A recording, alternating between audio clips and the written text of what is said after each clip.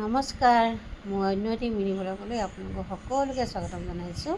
আজি গৈ আছোঁ আমি দৌল গোবিন্দ। আমাৰ দুজনে ওলাইছোঁ আৰু চুলিখিনি খুলি ৰাখিছোঁ, যিটো ধুই আহিছোঁ যে শুকাবৰ কাৰণে এনেকৈ খুলি ৰাখিছোঁ। গতিকে আকৌ চুলিখিনি এনেকৈ কিয় লৈছে বুলি আকৌ কমেণ্ট নকৰিব দেই। গতিকে চাই থাকিব মিনি ব্লগটো। আৰু এইয়া আমি আহিও সেৱা কৰিলোঁ আৰু সেৱা কৰাৰ পাছত এয়া পায়স দিছে। পায়স খালোঁ, লগতে মাহ প্ৰসাদো খালোঁ। মাহ প্ৰসাদ খোৱাৰ পাছতে পায়স খাইছোঁ। আৰু এইয়া পায়স খাই থাকোঁতে এটা কথা কৈ আছিলোঁ মই, যিহেতু তাতে ইমান মানুহ, মই ইমান ডাঙৰকৈ কোৱা নাই আৰু লাহে লাহে কৈছিলোঁ, গতিকে ভইচটো একদম অকণমানকৈ ওলালে।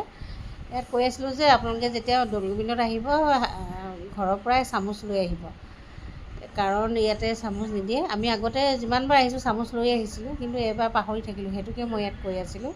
আৰু পায়সখিনি খাবলৈ খুবেই সোৱাদ হৈছিলে। যিহেতু এতিয়া ভাদ মাহ, এই ধৰণে মন্দিৰতে হওক নামঘৰতে হওক আহি খুব ভাল লাগে। বিশেষকৈ দৌল গোবিন্দ মন্দিৰ এই ভাদ মাহত আহি খুবেই ভাল লাগে। যিহেতু আমি নামঘৰত তেনেকৈ যোৱা নহয়, গতিকে ইয়াতে আহোঁ আৰু ইয়াতো আহি সেই নামঘৰত যোৱা নিচিনাই লাগে, খুব ভাল লাগে।